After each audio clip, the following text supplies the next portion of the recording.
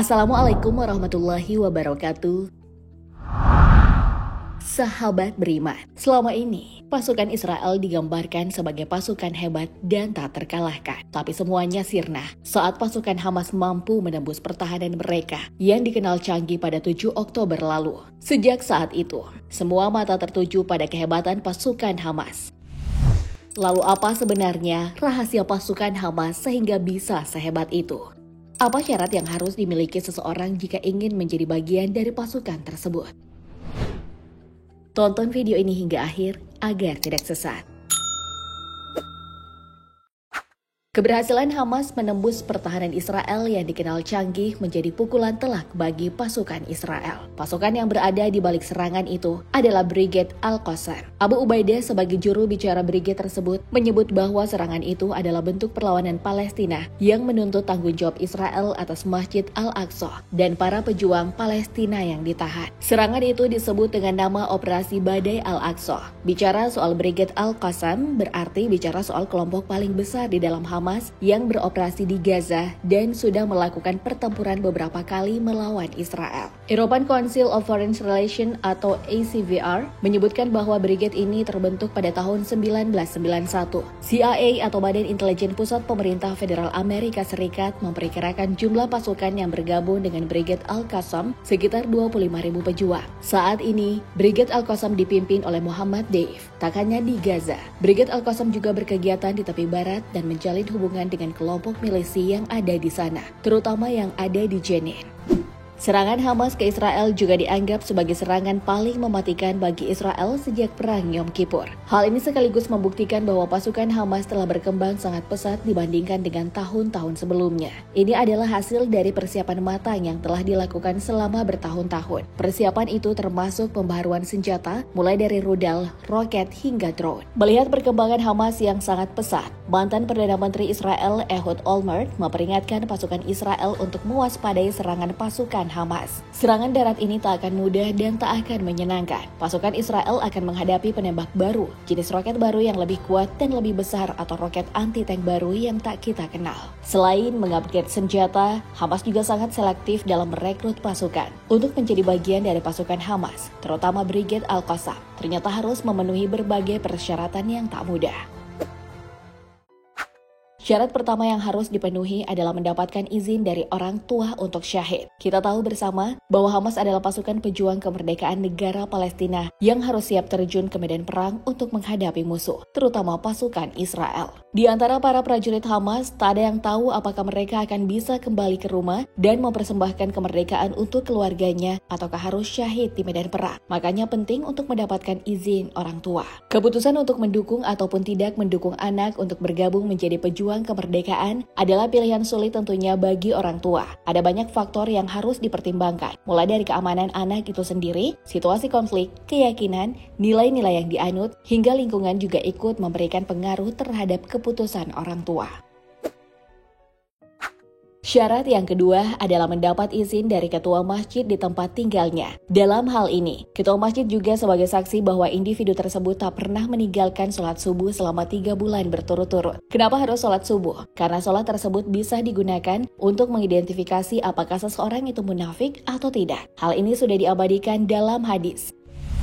Abu Hurairah radhiyallahu anhu berkata, Rasulullah shallallahu alaihi wasallam telah bersabda, salat yang paling berat bagi orang-orang munafik adalah salat Isya dan salat subuh. Hadis muttafaq alaih.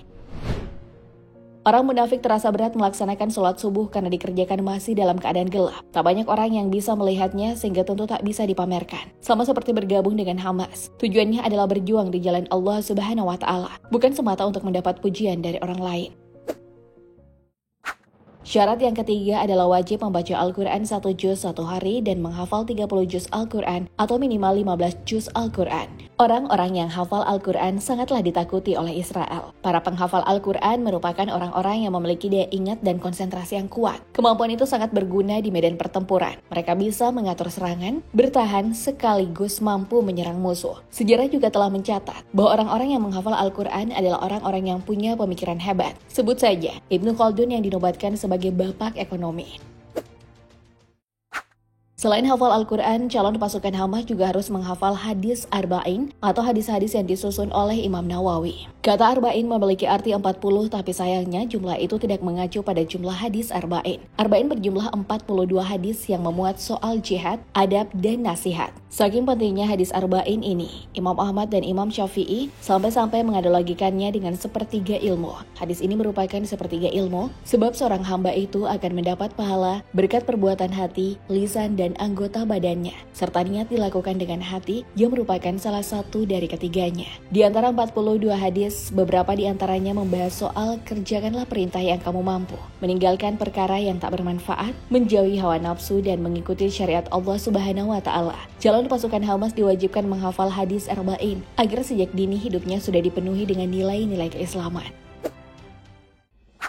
Kemudian, calon pasukan Hamas juga harus rajin puasa sunnah dan bertahajud. Memperbanyak puasa sunnah berarti menjadikan hidup lebih disiplin. Disiplin untuk tidak makan dan minum, disiplin terhadap waktu imsak, dan disiplin mengendalikan hawa nafsu. Kebiasaan inilah yang dibutuhkan oleh seorang prajurit. Terkait sholat tahajud, sholat ini memang bukanlah sholat wajib, tapi sholat ini sangat dianjurkan untuk dilakukan. Manfaatnya pun tak main-main. Sudah banyak yang telah membuktikannya. Bahkan para sahabat dan para ulama besar tak pernah melewatkan sholat sunnah yang satu ini. Umar bin Abdul Aziz, salah seorang penguasa muslim tersukses di zamannya yang tak pernah melewatkan sholat tahajud selama ia hidup. Lalu seorang pejuang Hamas juga harus memiliki kecerdasan intelektual yang tinggi. Dalam berperang, seseorang tak hanya butuh kemampuan fisik, tapi juga memerlukan kecerdasan mengatur taktik dan strategi untuk memenangkan pertempuran.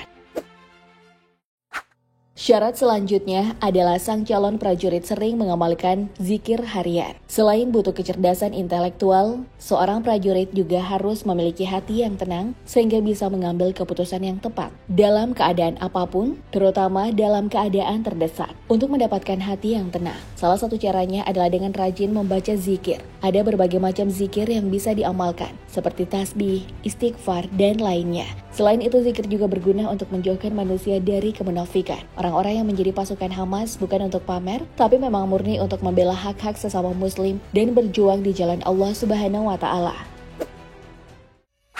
Lalu syarat yang terakhir adalah sering hadir dalam majelis pengajian ilmu. Syarat ini sejalan dengan salah satu hadis Rasulullah SAW. Siapa yang menempuh jalan untuk mencari ilmu, maka Allah Subhanahu wa Ta'ala akan memudahkan baginya jalan menuju syurga. Hadis riwayat Muslim. Selain itu, orang-orang yang gemar mendatangi majelis ilmu juga akan mendapatkan ketenangan hati, dilimpahkan rahmat oleh Allah Subhanahu wa Ta'ala, hingga malaikat pun turut memuliakannya. Bahkan datang ke majelis ilmu juga termasuk jenis jihad fi sabilillah atau berjuang di jalan Allah Subhanahu wa Ta'ala. Makanya, orang-orang seperti ini sudah terlatih untuk melakukan jihad sejak dini. Sahabat beriman, kehebatan pasukan Hamas tentu sebanding dengan kualitas pribadi masing-masing. Setelah mengetahui persyaratan untuk menjadi anggota Hamas, apakah ada warga Indonesia yang berminat untuk bergabung? Tentunya bisa langsung melengkapi pendaftarannya ya. Wallahu a'lam bishawab. Wassalamualaikum warahmatullahi wabarakatuh.